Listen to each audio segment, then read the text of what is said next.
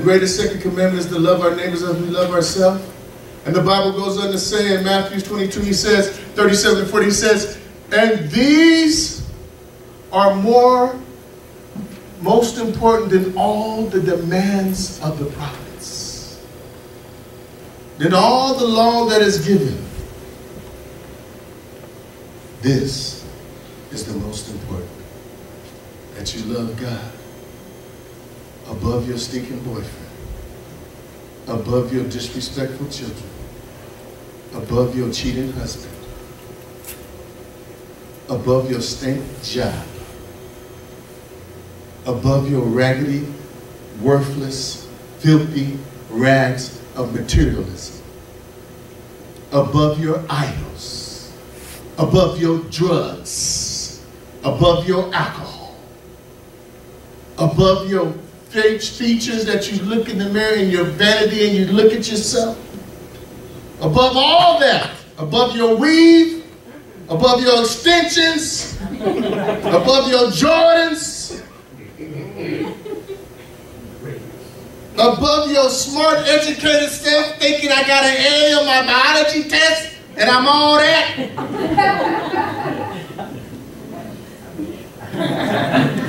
Above everything, everything, everything, anything, everything, watch.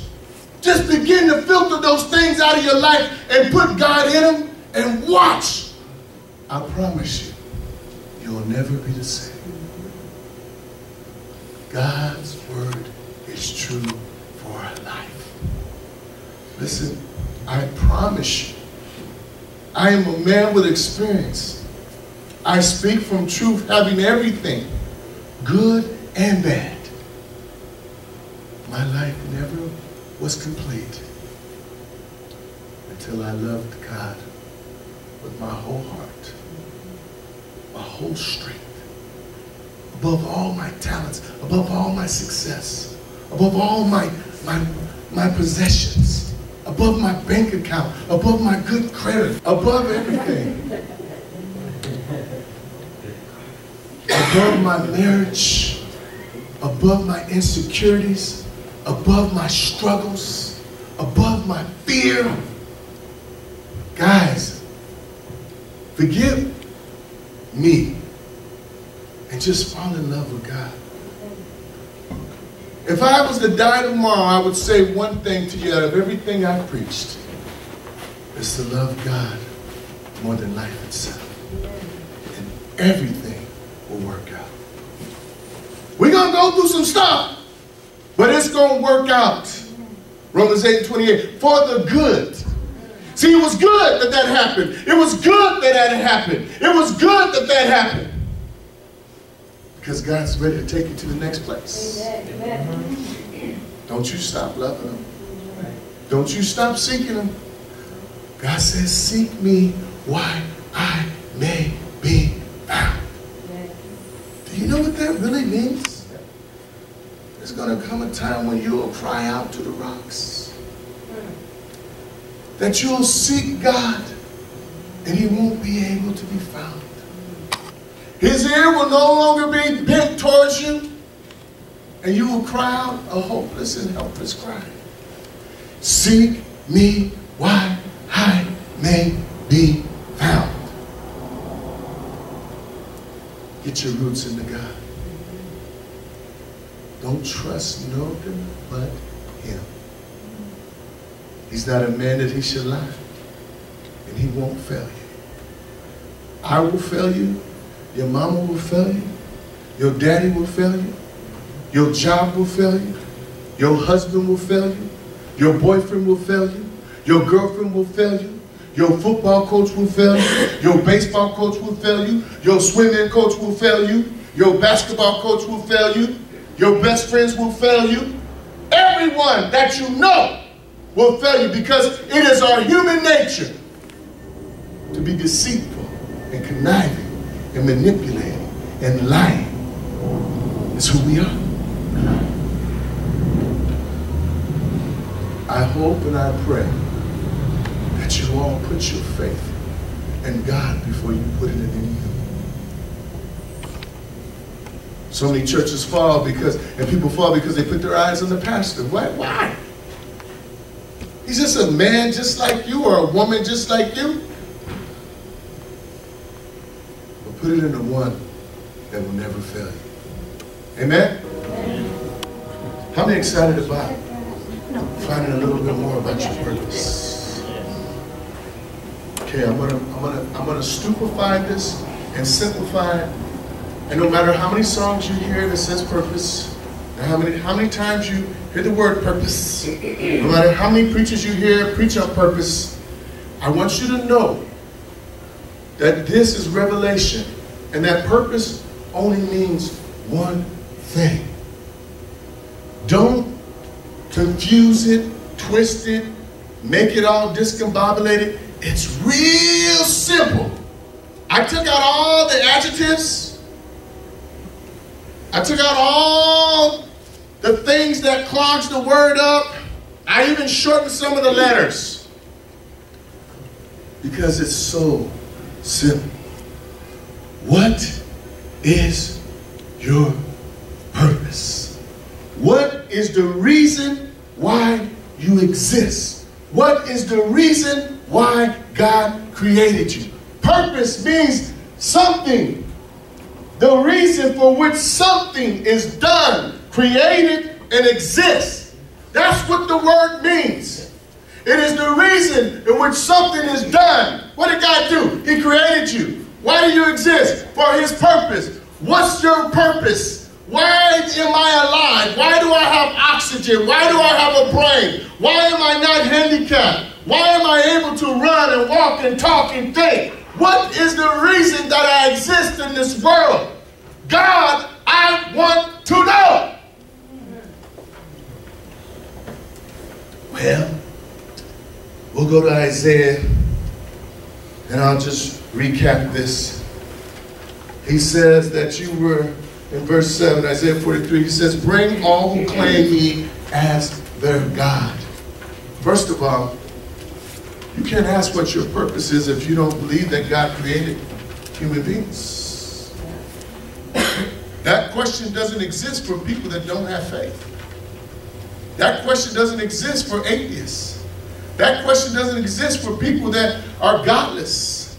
That question only exists for people that acknowledge God as the creator of heaven and earth and all things. So if you don't believe that God created the heaven and earth and all things, then this question doesn't pertain to you. Until that revelation comes to you that God created all things and all things that he created is good, then that question in your life will become fulfilled. But God says, bring all who claim me as their God. For I have made them for my glory. It was I who crafted them. What is the reason why you exist? What is the reason why you was created? You were created for God's glory. And he said this in verse 10. He says, because you are my witness, O Israel, saith the Lord. You have been chosen to know me. Believe in me. Believe in me. Know me. Believe in me. So you can't answer that question of purpose unless you know God and you believe in him. Even if you struggle with your faith, you have to hold on to what makes sense. And there's no way that we just evolved. We were created. And he says, and understand this, that I alone am God. No Buddha. I myself. I will not share my glory with anybody. Me, the makers of heaven and earth, the mover of the foundations. I alone am God. And there never has been and there never will be another one. He said, there is no other God but Him.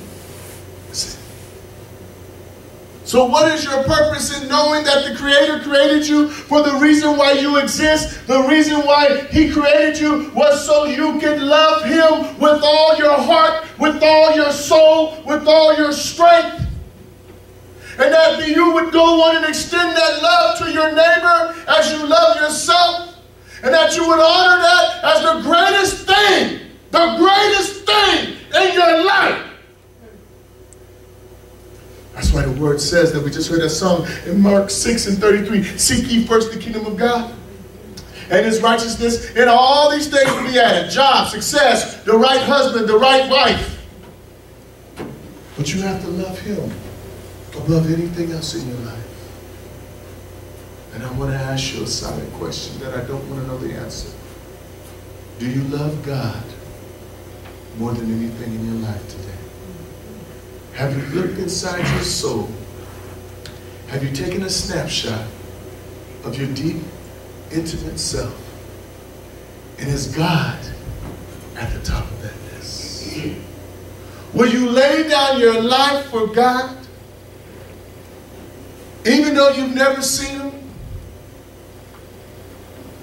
When you can say, yes, I will, then you have loved God with all your heart, with all your strength, with all your desire.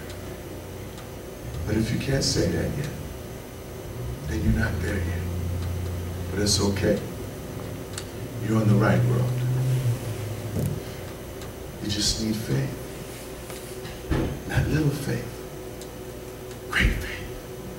Let's get into the word because we're going to read about some of those people. I want to talk to you about meaning of your purpose. We know that your purpose is to love God with all your heart and all your soul. But when you lose that meaning of that, it brings on great loss in your life. It's like the meaning is like the engine inside. It's like the oil inside your car. You see? You know your car serves a purpose to take you to and fro, but if you have no oil inside that car, it won't serve its purpose. Oh, I like that. And the oil inside our car is the blood of Jesus. Ooh, I'll get into that another time. We were made to have meaning. Will, your life was made to mean something. Seth, your life was made to mean something. Dom, your life was made to mean something. You just ain't made to just be made. You were made to mean something. What that means, meaning is what you are intended to be. God intended you to be something that only He knows, and He wants to let you know. Your mama don't know. Your girl Juicy don't know either. Okay? Your friend Bobo, he don't know. The guy you smoke weed with, he don't know because he get high and he's like, dude, I see an aura on you. Dude, I bet you I know what that is. Only God knows. Well, how do I get to know? How do I get to know? You got to seek ye first the kingdom of God. You got to love the Lord with all your heart. God ain't going to give you your assignment until you are fulfilling your purpose. Amen. Why would God give you an AK-47 and don't teach you what a safety is? Right. Okay. He's not going to. He's not reckless. And He's not stupid. He's going to say, hey, I want all of you, Will. I want all of you, Seth. I want all of you, Don. I want you all. And then I can trust you with the keys of the kingdom. Then I can trust you with the keys But I can't give you the keys until you give me all of you. Because what I have for you is powerful. And I got to make sure that you can handle it. Read your Bible. You'll see that all men and women had to surrender before God gave them the keys.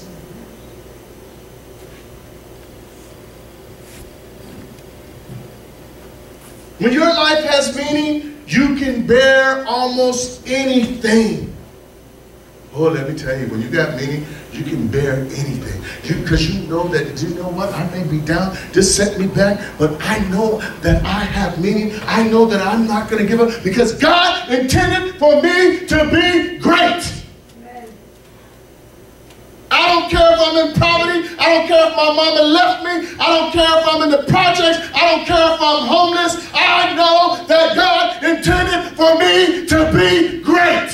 Yes. Because my pastor told me. So if nobody else ever going to tell you that you're going to be great, your pastor told you. And you need to believe that. God don't waste his time on cracking you. Everything he makes is good. Yes. Is good. And he works out the good in every bad situation. Because that's his purpose. Oh, that's his purpose. So our purpose is to love him, and his purpose is to work our lives out. Woo!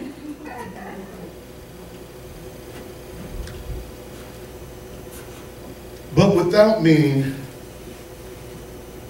nothing is bearable. Suicide, drug addiction, hopelessness, giving up, faithlessness, because you lost your meaning of your purpose. You lost the reason why you serve God. You lost the reason why you made him number one. You lost the reason why he's no longer a priority in your life. Oh, do you hear me, church? Now you know how you get to that point, huh? So, you got hurt. You still breathing, ain't you? Does your leg still work? Are you able to wipe your own butt still? Then I should say you got some purpose. Amen. If you can still do that. But we give up. And we throw God to the side. And we stop fulfilling our purpose. And we go backwards. Because of heartbreak, setbacks, adversity, struggle in our lives, disappointment, fear, insecurity. Here we go. I'll just throw God over there. He doesn't work. No, that's when you have to go to him. Yes. When you have these things. Amen. Take it from me. When I got tired of that, I was ready to quit. Put the gun to my head. I was done. I tried everything. I gave up. I lost my purpose. I used to love God more than anything. I gave up all that I owned, everything to serve him. And I lost it all. And God saved my life so I could give it to you. And no matter what you come through, you get back up. You get back in there. You fulfill your purpose. You find out what your assignment is. Your assignment is to go and tell other people what God has done for you. Amen. For the same comfort that you receive, we're to give it to others. Yes. Our whole life, our whole meaning. Some will be pastors, some will be evangelists, some will be teachers, some will be missionaries. But it all comes back to sharing Jesus and preaching hope. And restoring that was lost to those that are lost. And that's your purpose. But you can't obtain that if you lose God in the midst of it. That's why you have to love him more than football, Seth. That's why you got to love him more than a girl, Dom. That's why you got to love him more than your job. Because those things will fail you. But God will never fail you. Don't make the same mistakes I made. You don't need to have a testimony like that. It's okay if you have a simple testimony. Yes. I was raised in the church. My dad was a preacher and I was a good man with great faith. And he instilled faith in me every day. I didn't have to go through drugs. I didn't have to have sex. I didn't have to run through all these things. I didn't have to go through addiction. I didn't have to give myself to the world because my dad preached the word to me every day. And he kept my life in line. And all I had to do was to believe. All I had to do was to believe what Pastor Mike is saying, and my life was spared. That's all I had to do, was take heed to wisdom as counsel was given. And wisdom says, don't go down that road. Stay on this road. I know this road's boring, but this road leads to the fulfillment of your purpose. This road is easier. This road is harder. But God says, choose you which road you will travel. Will you travel the road of less detours, potholes? Or will you travel the road that I've made a lamp before your path? And I've shined the light in the darkness so you know which way to go. But I'll probably choose the wrong road because y'all heard it. But I would hope that you wouldn't. And I'm going to be this first one to say after I slap you silly, I'm going to say, I told you, fool. You weren't listening? Now get over here. Get on this titty. I'm going to burp you. Now get on out there. All right? And I'm going to be here waiting for you when you get back every time. Get some more titty. Okay? Until you grow up and you eat some meat. Yeah, you're Pastor Crazy. Listen. Ruth, Joseph. If his life stopped having meaning, his brothers sold him into slavery. What if you sold your little brothers into slavery? So, man, what if you sold Seth into slavery? John, you selling Shelby tomorrow? Well, what if you did? Because you had a dream? Because God showed you your purpose and a vision? He showed you your assignment? Because he knew, Joseph, that you would love him with all your heart, with all your soul, and with all your mind. So God said, let me show you your assignment. And his brothers got jealous. Imagine if Joseph lost his meaning. He wouldn't have made it. And then there's Ruth. When her husband died, she was a Moabite. And God chose her, a Gentile, to be the great-great-grandmother of Jesus. She thought all her purpose was gone. She thought all her meaning of her purpose was lost. All hope was gone. Her husband died. Her husband's brother died. Her father-in-law died. And she was obedient to follow Naomi back to Bethlehem, where the promise of God awaited. But that's not a Jewish woman. No, she wasn't. But God worked out the good. And then there was David and Moses. They lost their meaning and their purpose. David, because of his sin, he almost gave up. He was forced out of his kingdom because his own son sought to kill his own dad. because he had sinned against God. But he held on and he cried out to God, and he didn't lose his meaning and what he was intended to be. And Moses killed the man, and for 40 years he lost his meaning of his purpose and became a sheep herder. And God called him back. You see, each one of those men, when they lost their meaning, they stopped seeking loving God with all their heart, with all their soul, with all their mind.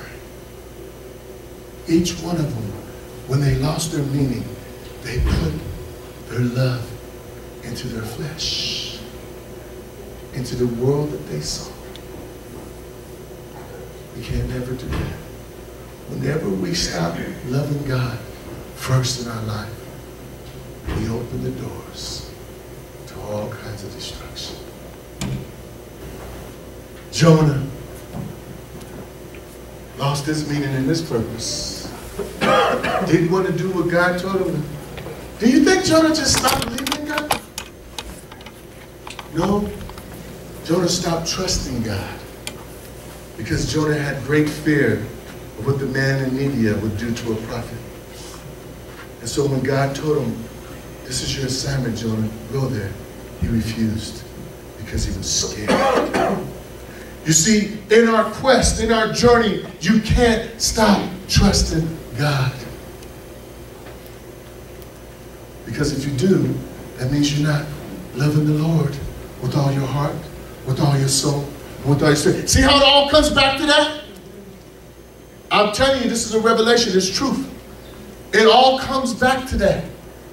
The minute you stop loving God with all your heart, with all your soul, with all your might, that's the minute that the devil comes in and he causes calamity and he tries to take you away from never fulfilling your assignment, which is attached to your purpose. Yeah. Okay. That's why your purpose is the most important thing, not your assignment. If you stay focused and live on purpose, you will maintain your relationship with God. And when calamity and adversity and trouble come, you'll just continue to go right along which God has assigned you to do. You will trust in him, and he will say to that mountain, be removed, and it be gone. You will trust in him, and as the angel came and set Peter free, the chains will drop. You will trust in him, and as the serpent bit Paul in the hand, and the serpent will not kill you. You will be God's until your time is done, until your assignment is completed. And that's what it is. It's a great honor to serve God. It's a great honor to have a call and assignment from God. But the purpose in which you achieve that call is the most important thing. That you love God and you never stop loving him. You see, when we love him like that, our faith grows. It grows so strong. Our faith tells us that no matter, so what, I had a setback. I'm like Paul. I'm convinced neither death or life, nor demons or angels can separate me from the love of God. That's what we got to get to. That's the kind of living in purpose we have to be. It has nothing to do with your failures or mistakes. It has to do with your faith and your desire. That's it. Do you believe? You remember when I preached that? Do you believe? Jesus asked Peter, do you believe?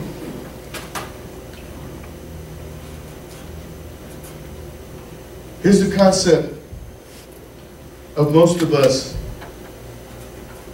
And I'm going to lower this number to, I'm going to say 15 because I know there's a lot of 15-year-olds that take their lives. We feel like a failure.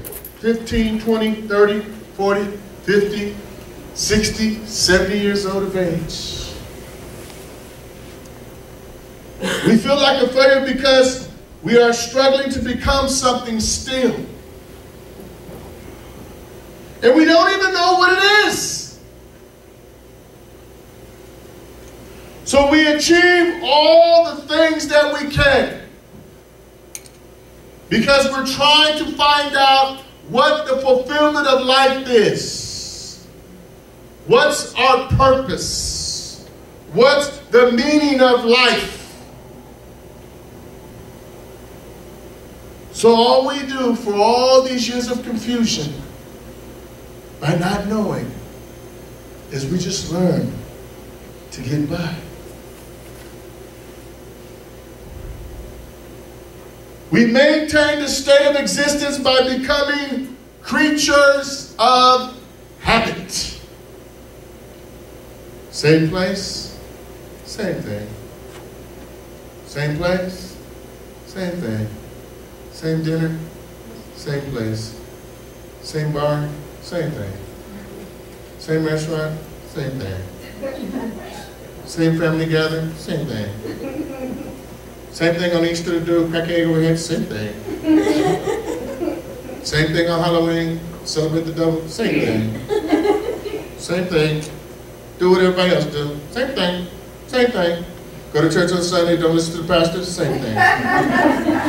Be there but not be there, same thing. Hear but not listening, same thing. Same thing. Softball for the same old crooked guys, same thing. Be in the same situation you've always been in, same thing. And just keep doing the same thing. Hang out with the same knucklehead friends, same thing. Smoke a little weed with the same friends, same thing. This is what I do. Life is the same thing. Complain about your life, same thing every day. Complain about your baby mama, same thing every day. Complain about your baby daddy, same thing every day. Complain about your job, same thing every day. Same thing. Same thing, same thing. Same thing, same thing. Same thing. Same thing. Boy, that's living, ain't it? At its finest. With a life like that, who don't want to take their life?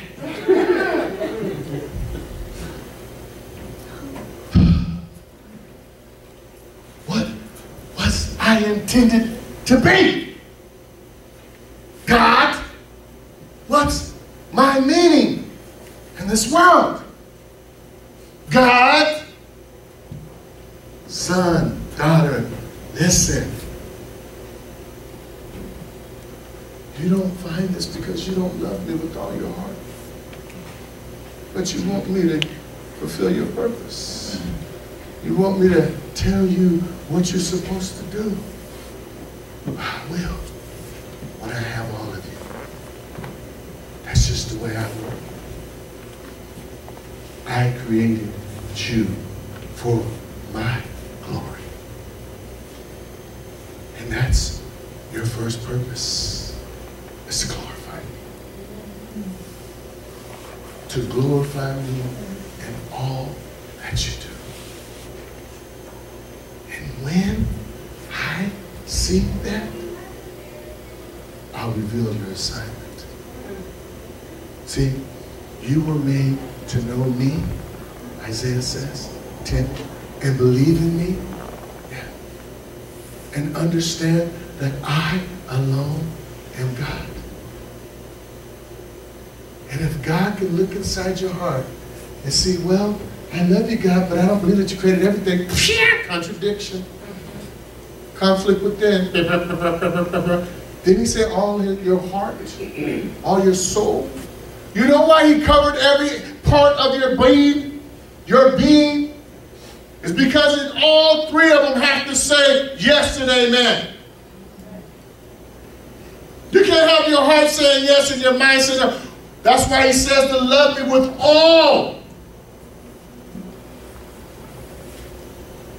All of it. And that's your purpose. See, we want to know these things, but we really don't love them like that. We really don't. Hey, it's okay, be honest. We're all evolving to get there, man. I understand. Kids alike. Okay? It's a journey.